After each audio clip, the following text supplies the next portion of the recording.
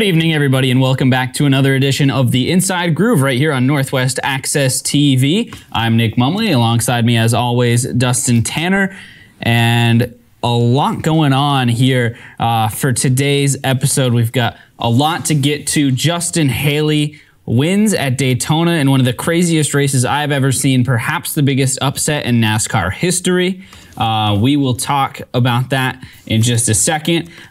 We have some pretty exciting guests today. As we've been talking about the last few weeks on our Facebook and Twitter page, we had Daniel Hemric on for an interview last Friday, which would have aired Monday, but the station was closed on Monday for the 4th of July week and the celebrations there. So no show last Monday, but if you didn't get to see that interview on our Facebook page, we will air it on this episode of the Inside Groove as well. And then the big interview that we have been planning for a while, me and Dustin working on this for a really long time.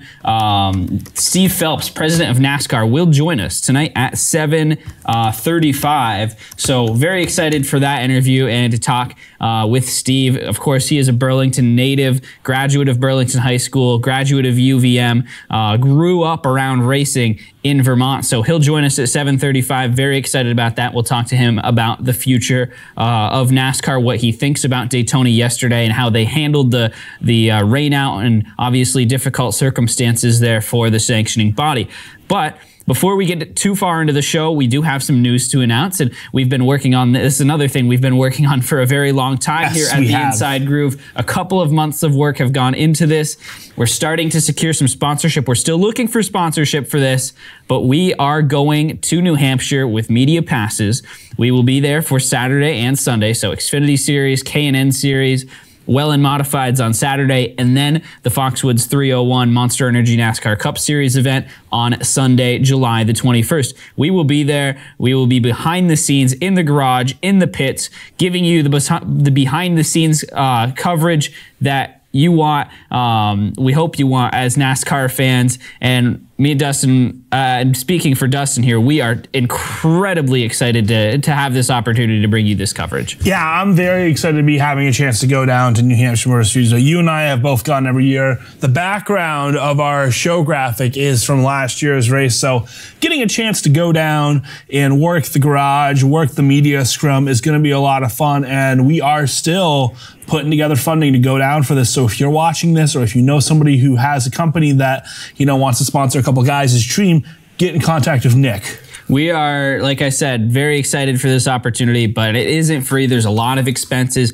Me and Dustin both have to take time off of work. We have to pay to get 3 hours down there, pay to stay the night. And Dustin works IT. I work at a grocery store. We aren't exactly in a position to fund a huge trip like this.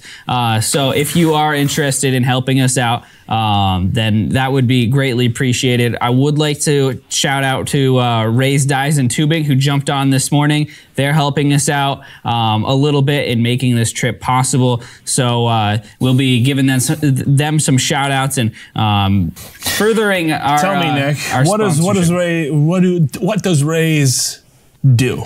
Ray's does just a lot of mechanical tools, machinery stuff. It's very similar to if you're familiar with Haas.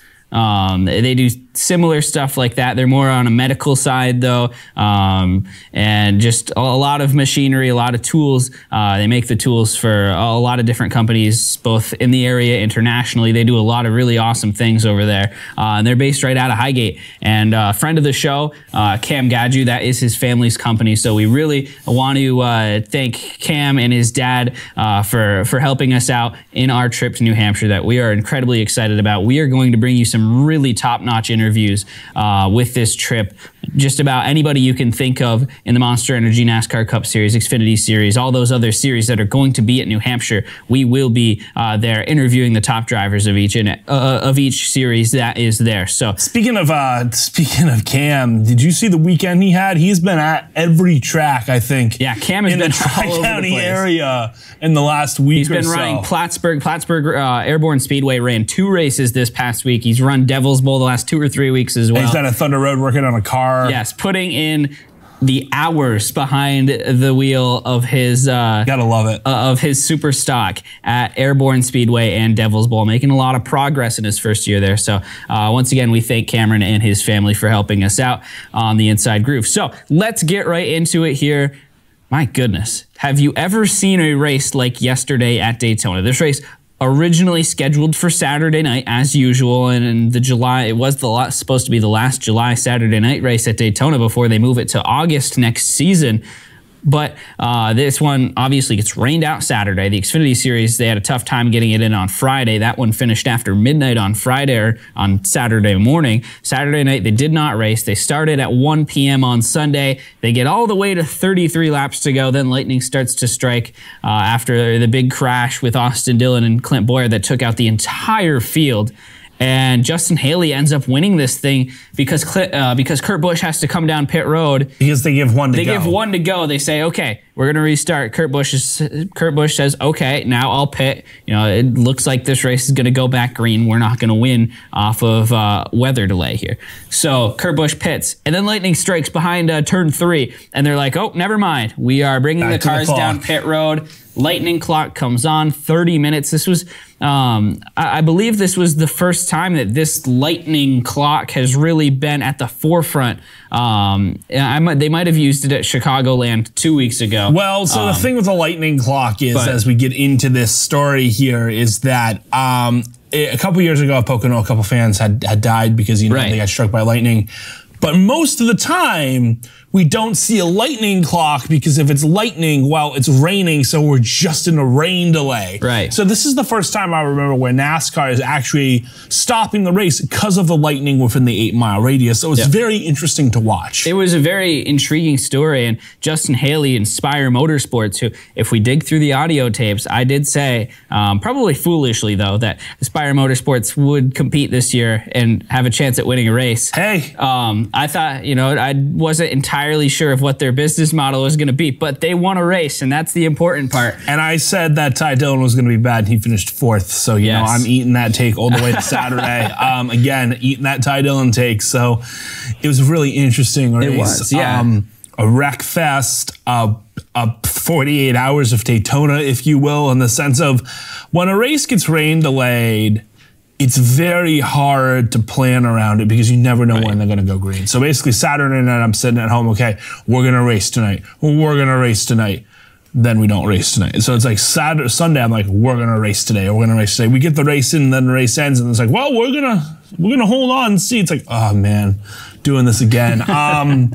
But no, congratulations to Justin Haley. Yeah, this is just an awesome story. Justin Haley obviously had the win taken away from him at Daytona in the Xfinity Series last year when he went below the yellow line. He still doesn't think, he doesn't like the rule. But you know, I think that point is moot at this point because he just won the Cup Series race at Daytona, finished second in the Xfinity Series race on Friday night into Saturday morning, and then goes out, wins the Cup Series race by default. Some people calling it a fluke. I don't think that's a wrong term to use. No, I think it is the wrong term to use. It's a win's a win. And Steve Letarte put it perfectly. I mean, when that trophy is up at your house, nobody's going to remember the way you did it. No, they're going to see the trophy and say, okay, this guy's a winner in the Monster Energy NASCAR Cup Series. Look, I hate the idea of calling it a fluke. It's a strategy play. The strategy play for a lot of these back marker teams is hang out in the back, avoid the big one, get a little luck. Well, I don't even know if that's, I don't know if it's a strategy play more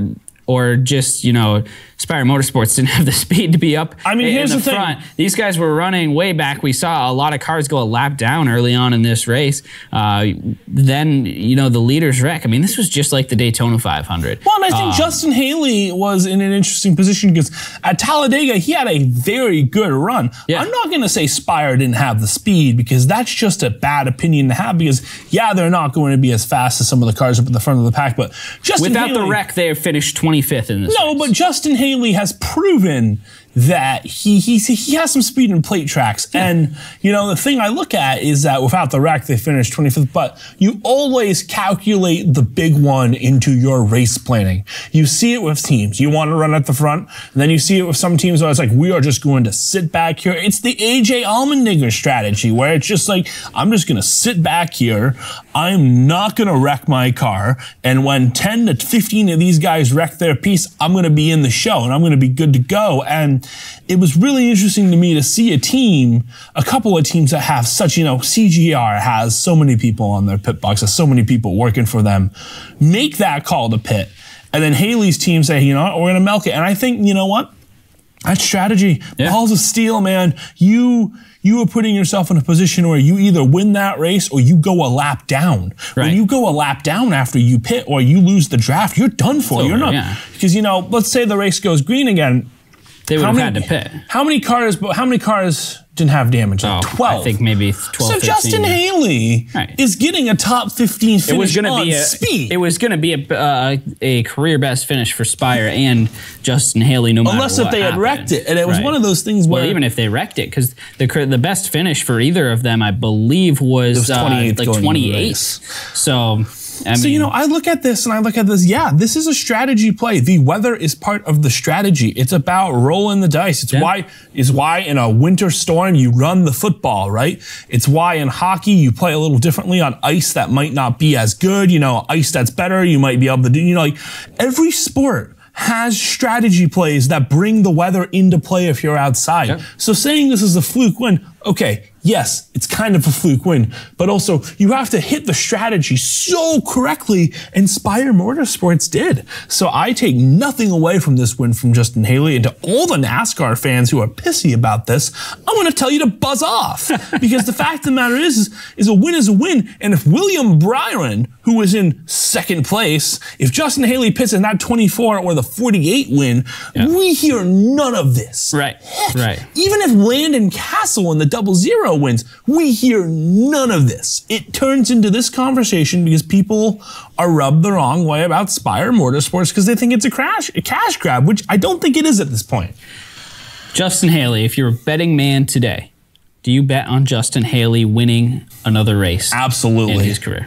Absolutely. Take it to the bank. Justin Haley was this interesting guy because he's been working his way up the ladder. He ran for GMS last year on the trucks. You know, he did win a race last year. It was taken away by the yellow line. But like, this is a guy who, you know, in the lower series, he's 20 years old. Like, he's working his way up the ladder. That's the thing. People don't, I don't think people account for that. Justin Haley is my age, and he is a Cup Series winner. And Friday night, he finished second. He was a Truck Series championship contender last year, won what, 3 races. He did. One of the third highest win total of the entire Truck Series last year as a 19-year-old. This year comes up for his rookie season in the Xfinity Series at age 20, and has run really well in that Colleague car. He's been, of the 3 guys who have run that Colleague car, whether it be Blake Cook, Ryan Trix, and now Justin Haley, I think Haley's been the best one. No, Haley's been the best one, and I don't know if Blake Cook is a fair because Blake Cook was on that team when it started. Right. So it's one of those things where, he's ran 16 races this year. He's had some good finishes. He's had a couple, he's had 2 top 5s and 12 top 10s in 16 races in the Colleague car this year.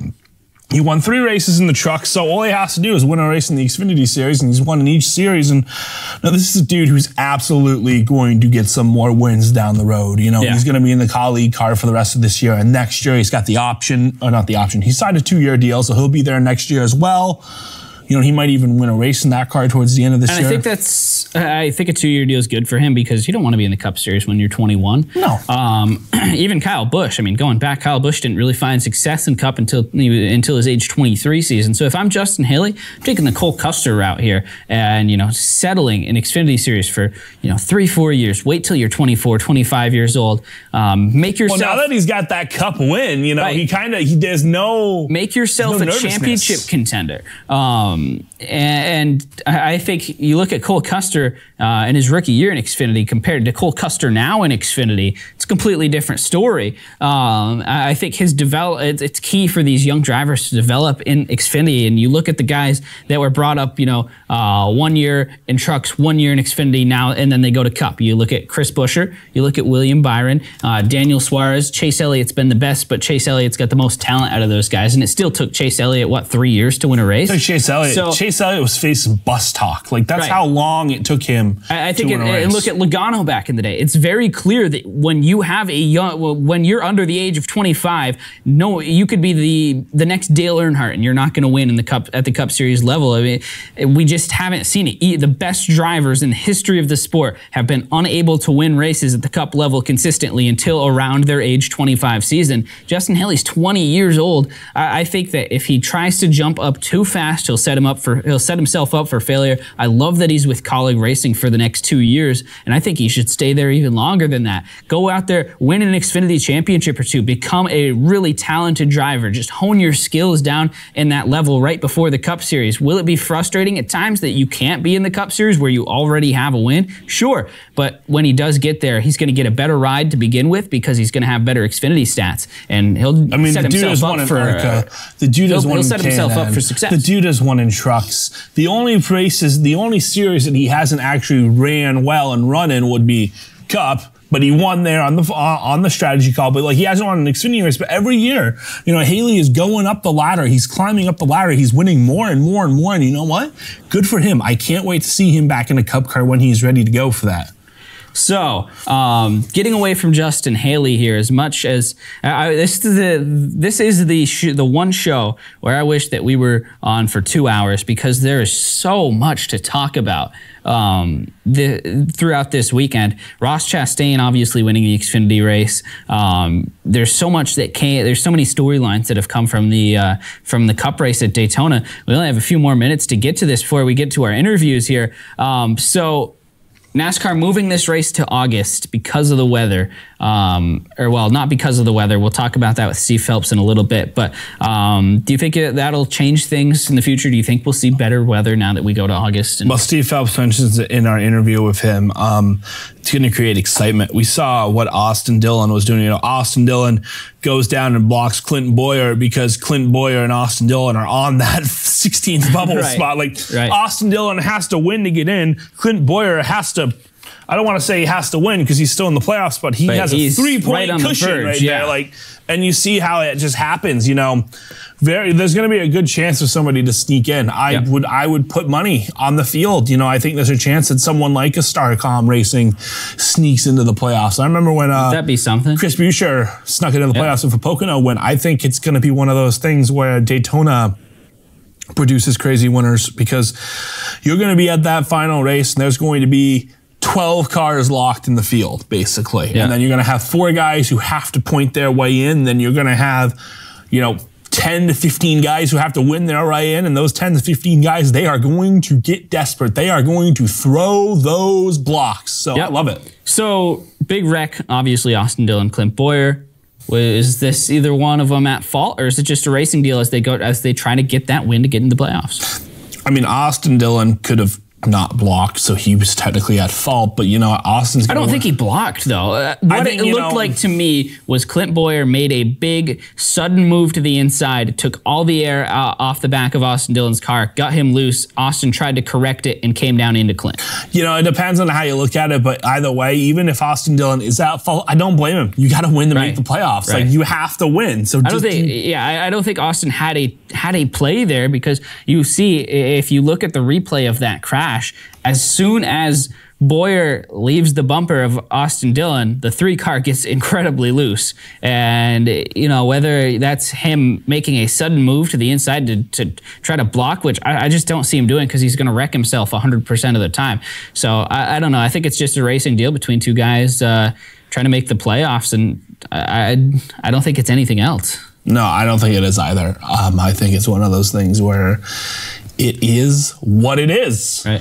Austin Dillon, was this his last chance to make the playoffs? I do think so. I think unless if he can feel strategy his way in, which we've seen him done before. We still have a couple tracks. New Hampshire can sometimes produce a tricky winner. Pocono can sometimes produce those field strategy. Watkins Glen, like a lot of races. And then you got a short track like Bristol coming up. Like a lot of races where Austin Dillon could probably make something happen. Does he have to win right now? I don't know if he has to win. Looking at the point standings, he's still back there. He's back there, but I do not think he's in have to win now mode. All right, so let's get to our first of two interviews tonight on tonight's show. We pre-recorded this interview last week, and then we didn't have the show Monday, so it didn't air. This interview has been on our Facebook and Twitter page, but if you missed it, you can watch it right now. Let's welcome on Daniel Hemric onto the show. All right, everybody, welcome back. You are on the Inside Groove right here on Northwest Access TV and Facebook Live. Nick Mumley alongside Dustin Tanner. We have a very special guest this afternoon. He is currently leading the rookie point standings in the NASCAR Monster Energy NASCAR Cup Series, driver of the number 8 Chevrolet for Richard Childress Racing. It's Daniel Hemric. Daniel, how you doing today, man? I'm doing well, guys. Hope y'all are as well. So you're nearly halfway into your rookie season here in the Cup Series, and your results getting better and better every week. Started off a little bit slow, but it looks like the results show that you're figuring something out. What's the biggest thing you've learned so far in your rookie season? Yeah, it's been a rookie season. I guess you could say that's what we've been figuring out. It's been a year of ups and downs, but I feel like myself and Luke Lambert, everyone on this 8 team at Richard Childress Racing, are doing a great job here over the last couple of weeks of putting our weekends together, and I'm as guilty as anybody of probably trying to make more happen than what I need to be making happen, early in the first part of the year. And we've been putting weekends together here as of late. It's been good to kind of get the ball rolling downhill the right direction, and just happy to be a part of it. Happy to be going to the racetrack and bringing fast Camaro Z01 to give us opportunity to have good weekends, and hopefully the back half of the season continues to get better and better. Yeah, speaking of the back half of the season, we saw you run a couple of races last year in Cup, the Roval being one of them. How much did those races help you prepare going into this year? Those races are big just from, being on that big of a stage. You don't get a real sense of that until you're actually in the middle of it. And, it kind of prepared me mentally, throughout those weeks. I was really doing double duty, running the Xfinity car and the Cup car. And that's about the most you can possibly put on one human being any single weekend. So to be in that situation, in those particular circumstances, I thought it was a good kind of training grounds of what it was going to be like, on the road for, we call it 36 races. It was more than one, like 41 weeks. But just kind of got me prepped for what I was going to be faced with in 2019. I'm very thankful for the path and the vision everybody had to allow me to get in those races and get that feel for everything, because it's helped benefit me, especially here as of late as we've turned a corner in our season. And like I said, I'm just looking forward to it paying off as we continue down the road. So obviously, the big story coming into the year, after it was announced that you were coming up to Cup full-time, was your car number 8. You're the first driver since DEI shut it down way back about 10 years ago, paying homage to a fellow Kannapolis native in Dale Earnhardt Jr. What does it mean to you to run the number 8? Yeah, it's extremely special and humbling, to say the least. And myself, growing up in Kannapolis, North Carolina, being a Dale Senior fan before anything else. My first childhood memories were watching Dale Earnhardt, battle it out, in the mid '90s, and because of those memories, that's where my love of racing came from. And myself growing up so close to DEI and looking at Dale Earnhardt and Richard Childress Racing as really the pinnacle and the top of our sport.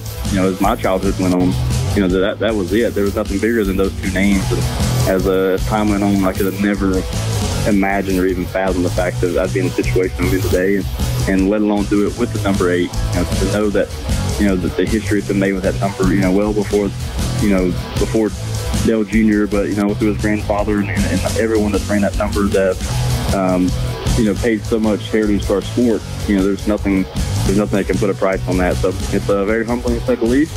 And, a lot of legacy goes with the number, and hopefully we can continue to make some of our own as we get back. So, Daniel, we're getting ready. We're in New England. We're up in Vermont. So we're getting ready for our New Hampshire race up here in New England. What are your thoughts on New Hampshire Motor Speedway, and what makes New Hampshire Motor Speedway unique? Oh, tons of things. New Hampshire is a place that all the guys that grew up short track racing, which is the majority of the field, it's the racetrack that we all look forward to going to. And it's not just as basic and as an easy, 1 mile over the book. It's a tough, tricky place. There's so many bumps in your braking zones. There's a lot of time to be had. Your car's really got to run in the middle and get pointed so you can get off the corner hard. And over the last couple of years, they've applied traction compound to the middle and top lanes, and that's added a whole other variable to that place. I'll tell you one thing I'm really looking forward to is not only getting there to run the cup race, but I get to take part in a specialty dirt race that the track just implemented right there on the ground. I get to run in it. I believe it's Friday night while we're out there. So it's going to be a fun deal the track's putting on, and hopefully we can draw some of those fans out and draw them out for the cup race as well. So, nearing halfway through the season here, what is if you had one goal, you and your team, you guys have one goal that you want to accomplish by the end of the season, what would that goal be? I can't hone in on one per se. We've had a kind of a list of things that we wanted to accomplish and do this year, and first and foremost was to contend and try to do everything we could in our power to win the Rookie of the Year. Some drivers and really icons of our sport have won that title in their first year of the Cup Series, and hopefully when it's all said and done, we can kind of we can add our name to that list, and we have great competition with Matt Tiff and Randy Felice, two guys I respect a ton of, and just as a race team, we want to make sure that when we kind of throw the checker flag at Homestead, we can look each other in the eye and say that we got better and stronger as a group, both on and off the racetrack throughout the course of the year. And if we can do that, we'll be able to achieve a lot of those things that we put on our list when we set out in 2019. All right, so we got one more question for you, and then we'll let you plug your sponsors and get out of here. What's been your favorite track that you've run so far this year, and what about the most difficult?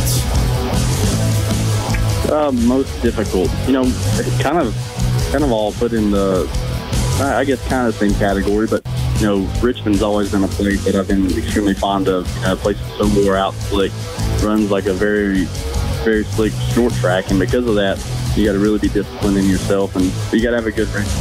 It proved to be a little bit of a struggle for us earlier this year, and look forward to getting back there later in the year. And one of the tougher places I've ever been to was recently we went to Sonoma, out there in line country racing for the first time with all the elevation.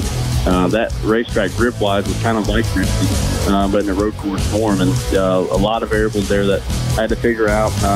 Took a lot of pride out of that place, not only myself, but as our race team, because I felt like we did a great job of overachieving, but one of the tougher places I've ever been to, and put a lot of things back in the memory bank of what I know I need to work on myself to go back and be better at both of those places. And luckily we get a shot to go back to one of them this year and give it a whirl, and hopefully get a chance to get back to next year. So one thing we like to do whenever we have a driver on this show, whether it's a local short track guy up here in Vermont or a guy like you in the Cup Series, we like to give them a chance to mention all their sponsors, because we know how integral the sponsors are in racing today. So we know you got a lot of them too. Who you got for sponsors that you want to thank? That's I may need about another 10 minutes if you don't mind. Obviously here as of late, we had, back to Chicago, we had Liberty National back in our car for their second race of a couple races we're going to do this year. And it's been a great relationship building that. And Caterpillar has been a huge supporter of ours on this 18 and Richard Childress Racing over the last, many years, and a great relationship I've been able to build with those folks as well over the past couple of months. And good old Johnny Morris with Bass Pro Shop and Cabela's. He's been a huge supporter of ours as well to allow us to get back and forth to the racetrack week in and week out, and had a lot of fun as well, getting to know the folks from Cessna and Textron and a lot of folks that have just really taken a chance on me and given me an opportunity to be able to completely really dive into this Cup Series. And it's a lot of risk that these folks take here. You can obviously without Chevrolet and Alco and Boot Camp and our other supporters and partners, we couldn't do this. So thanks for giving me the time to think of them. Hopefully we get a couple more on board as we go down the road, and very appreciate the ones we have. Yeah, I gotta say, you have had some pretty cool looking paint schemes this year. Oh yeah, definitely. On board. Might be my favorite Caterpillar scheme ever. Yes, I think it's up there for sure. So Daniel, thank you so much for coming on with us today. We'll be down at New Hampshire in July. Maybe we'll see you there. Good luck this coming weekend at Daytona. We know that's a fun track. You got your first career top 5. Last time you went out to a plate track at Talladega. So good luck out there, and maybe we'll see you in New Hampshire. All right, sounds good, guys. Thanks for the time, and we'll see you soon. So, fun interview there with Daniel Hemric, and we did play that one a little bit later than we had originally intended to, but it was cool yesterday seeing him during the rain delay go out there with Bubba Wallace and throw the football around with the fans. That's a really that's cool. That's just goes to show how much these drivers love to interact with the fans, and I think that is really what builds the sport. Yeah, you know, Daniel is a young, up-and-coming driver. You know, he's at the very beginning of his Cup career. You know, you don't see him on TV a lot. He's had some good runs where he's been up, he's led some laps, so it's very nice to have a guy like Daniel join us. Yeah. So let's move right along here to our next guest. And this guest, like I said, we've been working on for a long time. Really excited to bring Steve Phelps on, a local guy, like we said, out of Burlington. He became the president of NASCAR a couple years back. He has big plans for the sport. So let's go ahead and welcome on Steve Phelps, the president of NASCAR. Welcome back to the Inside Groove right here on Northwest Access TV and Facebook Live, and a very special guest this afternoon as we welcome in the president of NASCAR, Steve Phelps. And Steve, also a local connection. He was born in Burlington, Vermont, a UVM graduate, along with a Burlington High School graduate. So we welcome Steve onto the program today. Let's get right into it here, Steve. Yesterday at Daytona, obviously a crazy day. All sorts of weather. The race postponed from Saturday night into Sunday, and then the upset win for Justin Haley with Spire Motorsports.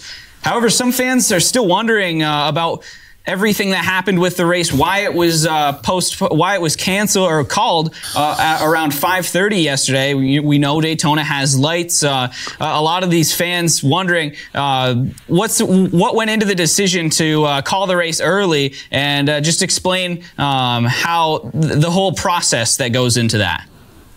Yeah, well, first of all, it's a pleasure to be with you guys, so thank you for having me. Yeah, yesterday, obviously, we had 3 days of weather, so Friday night got the race in. We didn't finish till about, till after midnight. And then the postponement on Saturday night into yesterday, and it looked like we were in good shape to get the full race in, and then we had a lightning strike that happened 8 miles, and that's kind of our limit. So for safety for the fans, we bring the cars down pit road and then have a 30-minute clock that starts. So that's our policy. It was kind of weird because usually when you have that, there's rain associated with it, but we didn't have any rain. So, and then you had continued lightning strikes, and then the track is so large that it only rained in turns 3 and turn 4 and a little bit on the backstretch. So we got that cleaned up, looked like we were going to get going again, and then another lightning strike. And then it poured. And, the modeling that we had showed the rain, and the rain was kind of, the same thing happened on Saturday. It kind of builds, and so you don't really know, typically, in Vermont, it comes across Lake Champlain or in Burlington, and and then it just keeps moving from west to east.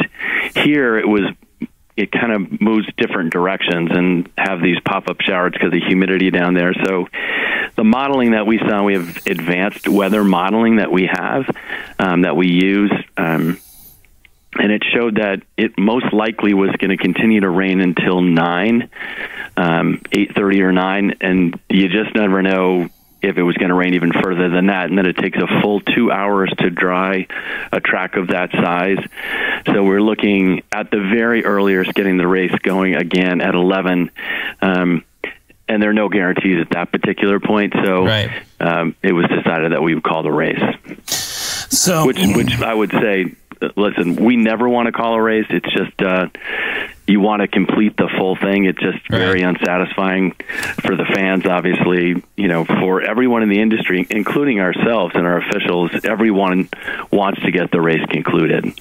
Now, to follow up with that, was the traditional problems that we've seen with weather in the July race at Daytona in the last 10 or so years, was that a factor in moving the July race to later on, closer to the fall for next year's schedule? No, it really wasn't. The reason why we decided to move the race from out of its traditional date around 4th of July to the last race of the regular season, frankly, just was because of the excitement that we believe is going to generate. As evidenced yesterday, you had a first-time winner, certainly under unique circumstances with an underfunded team. Yeah, Justin's not going to be in our playoffs because he's not running a full season. Right. With that said, the opportunity for any team to win and any car to win at that type of racetrack, Daytona and Talladega. And so being the last race of the regular season, it's almost like a last chance race. And we think the excitement around that is going to be absolutely fantastic. So speaking of the future, you talked about some of the Gen 7 car, some of that came out this past weekend. What's NASCAR's #1 goal to accomplish with the Gen 7 in 2021? Well, I think the Gen 7 car, so what it is essentially is it's a redesigned body style and chassis. And so why should anyone care? I think, we want the car to look more like the showroom car to make it more stock. It's still not going to be one of those situations where you can go buy this car. With that said, we think the increased styling is the fans will really like it. And then it will be our next step towards what we believe is going to make the racing even better. So I would suggest that, we've got data to prove this and kind of fan sentiment, that the racing this year is significantly better than the racing that we had last year at almost every racetrack. Not every racetrack, but almost every racetrack. In particular, those intermediate tracks the racing's just been wild, and the fan sentiment around it's been great. So the new car will allow us, this Gen 7 car will allow us to, we believe, get even better racing that will come from that race car. So from a fan perspective, styling and better racing. And then from a team standpoint, we believe we can pull costs out of the system because the teams won't need to make as many cars as they are making today. And so that is a positive. We obviously want healthy teams. And the last piece is really for our auto manufacturers, our OEM partners, Toyota, Ford, and Chevy, that they get more relevance as well. So a lot of good things will come from this car. We're excited about it. I think we've got a great bridge in the racing that we have right now and what we'll have in 20. And then we'll have the opportunity probably in 23, but maybe in 22, to also get a new engine, which, again, will help us with our existing auto manufacturers, but it will also help us attract new auto manufacturers to the sport. Nice. So, being from the area, you're from the New England area, that racing is huge in Vermont. You wouldn't think it, but it's huge in Vermont. In all of New England, we have some fans that are still a little upset about losing that second New Hampshire date. I'm wondering if there are ever plans to see more racing in the Northeast, maybe coming up to Montreal, because Montreal is a beautiful track. And, when you go to New Hampshire, you see many people who make the trek across the border. Or maybe is there another facility in New England that NASCAR could be eyeing? Yeah, listen, I think for us, we are looking at kind of modeling what our 2021 schedule will look like and beyond. And we're trying to keep an open mind about where we're going to race. We're working with a lot of different kind of stakeholders, so our broadcast partners, our teams, and obviously the tracks, to try to figure out, hey, where do our fans really want us to race? And are there other opportunities to create new tracks that we are currently not racing at or might be racing at in other series that we could race in our top series. Once we get the schedule set for our Cup series, then we're able to do them for our Xfinity series and our Gander Outdoors Truck series. So it's kind of a big puzzle that we try to piece together. And, we have nothing to announce at this particular point, but we'll probably announce that schedule. We usually announce it around April 1st. So that of 2020, we'll announce the 2021 schedule. Nice. So speaking of local racing here in our native Vermont, your home track growing up, obviously Catamount Speedway in Milton, and a track that both me nor Dustin were alive to see back in the day. But I've heard stories from my family going there. We now have Thunder Road, of course, Ken Squire's baby up in Barrie, Vermont, but that's a little bit of a trek. I'm just wondering, what are your favorite memories growing up around the racing in Vermont? Sure. Well, I went to that track. I went to Catamount Speedway for the first time when I was 5 years old, so it would have been in 1968, because I'm old. And went with my dad and went with my brother, who's a year older than I am. And, I remember vividly going to the racetrack, so it was something I hadn't ever experienced before, and the sounds and the sights and the smells, all those things. Going to a racetrack is very sensory, and it was fantastic. And my dad grew up in Vermont, and so he was nice enough to tell me that I couldn't root for anyone from New York or from Quebec. I needed to root for the Vermonters. So. All right, I did as I was told. So we'll get you out of here on this question. Simple question, could have a complex answer.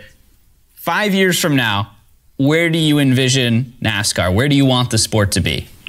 Sure. Well, I think the good news is that's something that we do all the time. So we have 5-year plans, and we want to make sure that we are executing about what those plans be. Now, they change each and every year, so that sounds kind of weird, right? But you have to adapt to what's happening in that current year. But as I look to what the future might be in 5 years, I think that at that particular point we'll have a new broadcast agreement or a new media agreement. I'm confident that we're going to have another great media agreement, which is fantastic.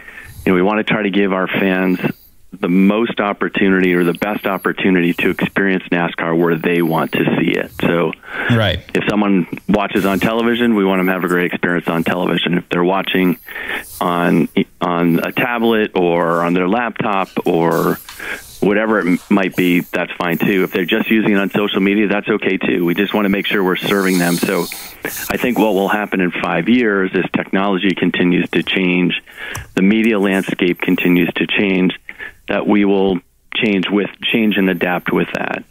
I think in 5 years the at-track experience is going to continue to be fine-tuned, and we want it to be better than it's ever been. So obviously we had our race this weekend at Daytona International Speedway, and it's just a phenomenal facility, and I encourage everyone who hasn't been, if you're a NASCAR fan, you have to come to this racetrack. Not only does it have great racing, but the facility itself is phenomenal, and it's a great road trip. It's a great vacation deal, whether you're coming in February or you're going to come next year in August. So really excited about kind of what that's going to be. Obviously, I think we'll have a new car and a new engine. Yeah. So we just have to continue to adapt and not afraid to change as fans want us to change and adapt to what that change is. So really excited about the future. I think we've got some really good things going on. Our ratings are up. Our attendance trends are moving in the right direction. So we're getting there, and I'm excited to we're at Kentucky this weekend, so that should be fantastic racing. And it's always great to get back to New England, so I'll be at the New Hampshire race next weekend. And it's always really amazing to see the New England fans come out and support that racetrack. It's beautiful. When you get there, it's just gorgeous. Just kind of sitting right there, and I love coming home.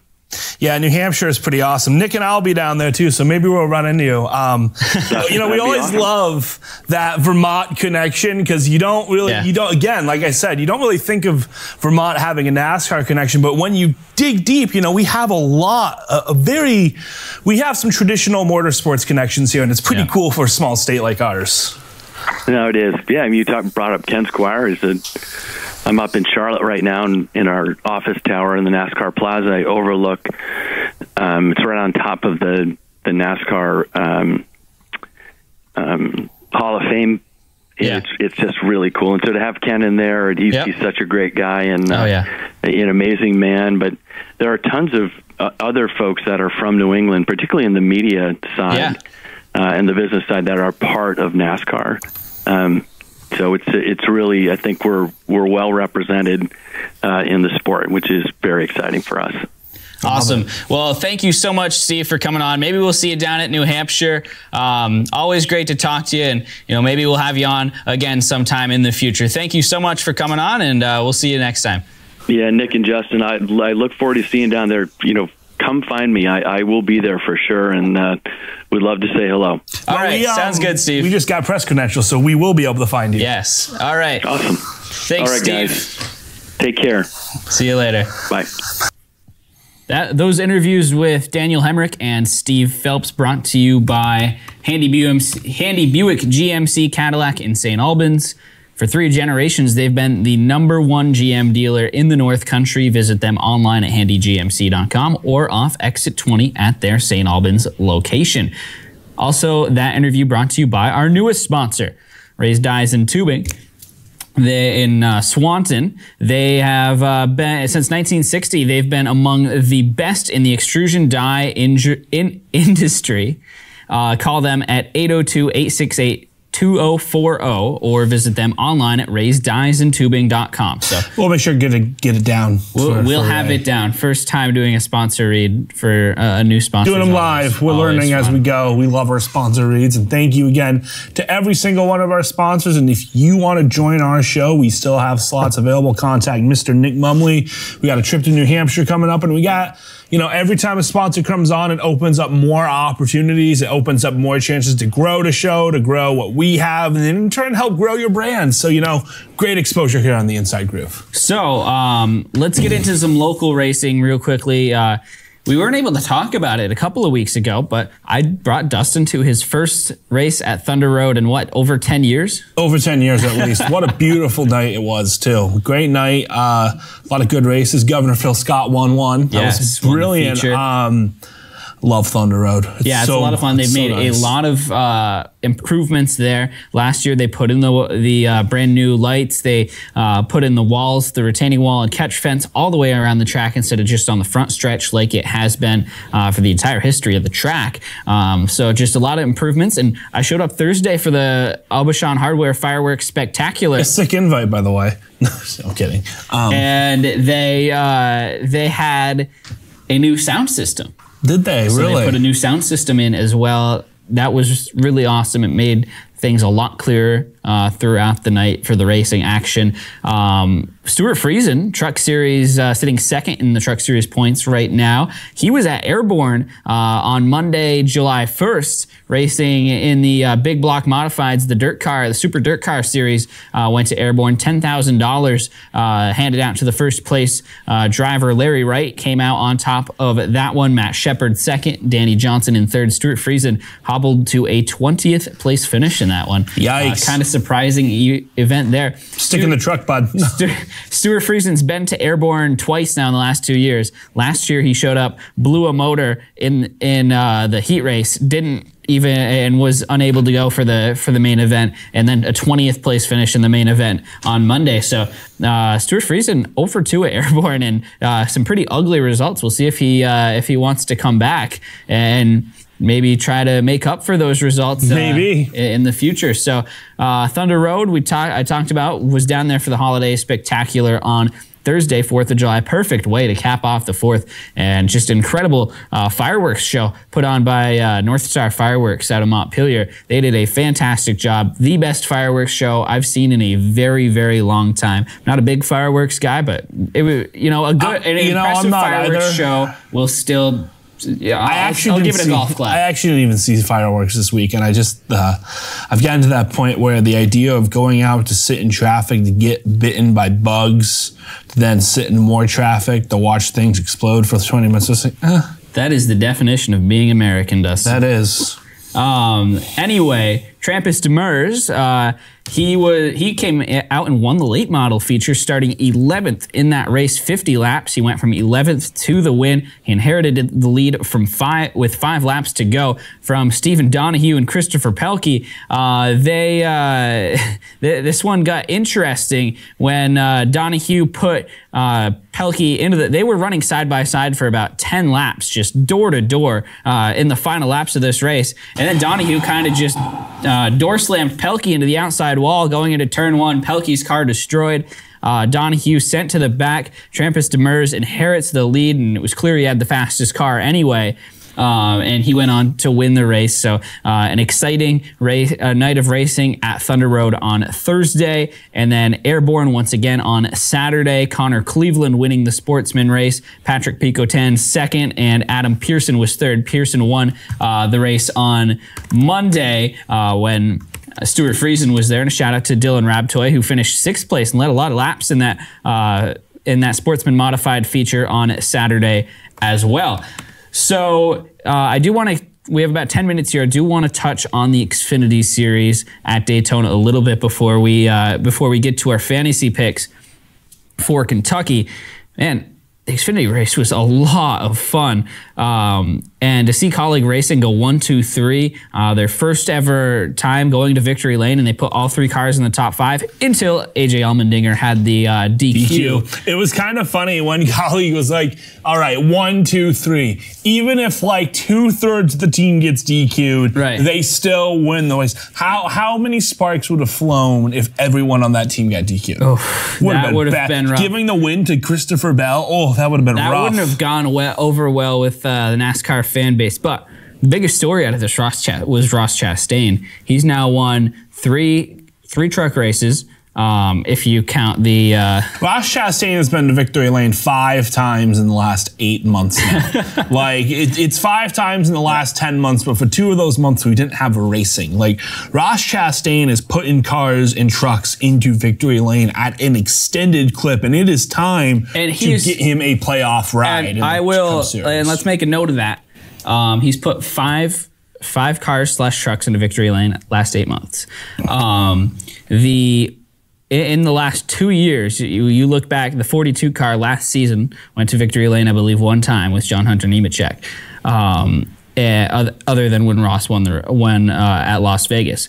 And then Nice Motorsports, brand new team for this year. Ross has gone out, won 3 times, had 1 race encumbered or taken away from him. He's DQ'd. Now he's won for Colleague Racing, their first ever win. So even more impressive, he is not doing this with established cars. That's my point here, is that of his 5 victories, only 1 of those teams had wins before he took over. It's just one of those things where when you are looking at what Ross Chastain is doing on a week-to-week basis, a cup owner in the garage has to say at some point, like, look, I'm gonna swallow the money, or I'm gonna figure it out as I go along. Kind of like how RPM did with Bubba Wallace and said, look, we know this is not gonna, we know he doesn't come with sponsorship, but we're gonna market, we're gonna sell, and that's starting to work out for them. Like, somebody in that Cup garage, whether it be Chip Ganassi or whoever might be able to pry Ross away from Chip Ganassi,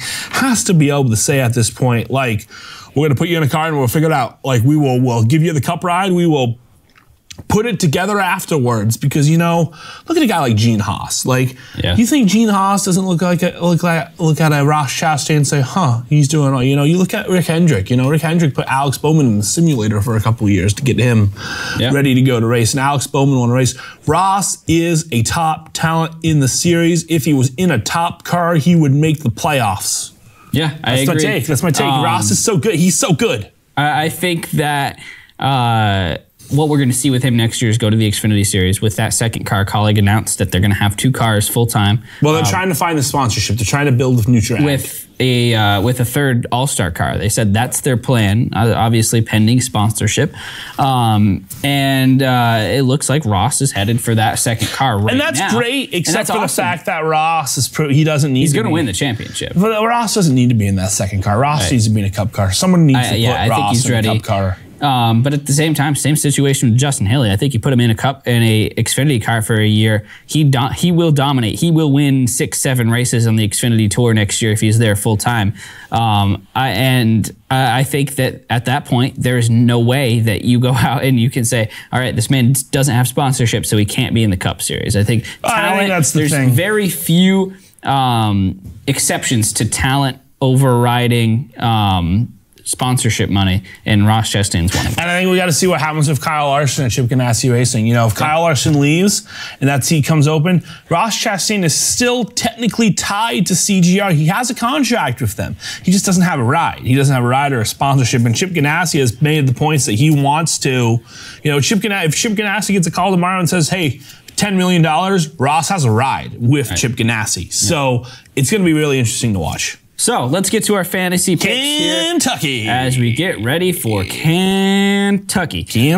So fantasy picks are brought to you by Burge Beef in Sheldon, Vermont. Burge Beef, good stuff. High quality local grass-fed beef products at an affordable price. Visit them on their Facebook page or give them a call at 802-782-2281. Had Burge Beef product for dinner the other night, and it was very good. Still waiting for that steak. Anyway, let's go fantasy picks. So fantasy picks, Kentucky. Dustin is beating me in the standings still by 78 points. I'm taking you out the pasture, bud. Like, all right, you know. Taking me out to the grass feeding you fantasy L's. Okay. All right. So you get the first pick. I had the first pick last week. So we're going to go with the guy who's won 2 of the last 3 races here. That's going to be AMTJ Martin Truex Jr. Okay. I am taking the 2 most successful drivers in the history of Kentucky Speedway. Brad Keselowski, Kyle Busch. Kyle Busch, Brad Keselowski, you know, another guy who's been pretty successful. I'm going to go with last year's runner-up, Ryan Blaney. And then after Ryan Blaney, he's got to break through at some point. Kevin Harvick. I am surprised that you left me Joey Logano once again. And at this point, it starts to get hard because then you get into guys that haven't really won every week. But I'm going to go with Bowman the Showman. I'm going to go with Daniel Suarez. Suarez has shown me some speed. Clint Boyer would probably be a good pick. Gives you $10 if you take Justin Haley. He's not racing this week. I could take the $10 though. You know who you haven't picked yet? Kurt Busch. I'm taking myself some Kurt Busch. All right, so I have my last 2 picks here. I am going to go with Eric Jones. Jones has a lot to race for right now. He's right on the verge. And the other guy I'm going to go with is a guy who has really shown some speed in the last couple of weeks. He hasn't been the best guy the last couple of years. We've seen a dramatic fall off in his career, but I'm going old 7-time. Jimmy Johnson was really good. Jimmy Johnson was really good at Chicagoland, had a car that could have won the race, and I think that he has a shot to finish top 10 again. So shooting in the dark here for my last pick, you know, at this point, you want to pick what's the best value on the board. The best value on the board, I'm going to say is Chase Elliott. I think Chase Elliott will have himself a good race. I'm surprised you didn't take Kyle Larson right here. You know, Kyle Larson is so hit or miss right now. He's either going to wreck or he's going to finish first or second. And Chase Elliott's a consistent, quiet finishing towards the end of the top 10. So that's a safe pick. Got to keep that lead.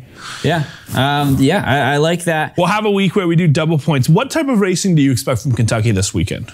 I think it's going to be good. I think the package has shown that it is good on 1.5-mile tracks throughout the course of this year. You look at Chicagoland, great racing. You look at Kansas, awesome racing. Charlotte All-Star Race was just a lot of fun. This package works well with the 1.5 miles, which I think was the goal of the package to begin with. the cars aren't as fast. The restarts are a lot of fun, though, and I think the racing is close together. NASCAR needs to find a happy medium. We talked about that with Steve Phelps, and I think they're going to. I'm more optimistic than ever. I think Kentucky will be a much better race than we think. Kentucky's not like any other mile and a half I think track. it's going to stink. So it's going to be very interesting to come in next Monday, the week of the New Hampshire race, and see. Well, actually, we'll be in next Tuesday. Yeah. And see how that Kentucky race went, because I don't have faith for it. But hey, you never know. See. Tune in next week. Thanks again to our sponsors, Handy Buick GMC Cadillac, Raised Eyes and Tubing, our new sponsor, and to Burge Beef, as usual. Thank you so much to those guys for helping us out.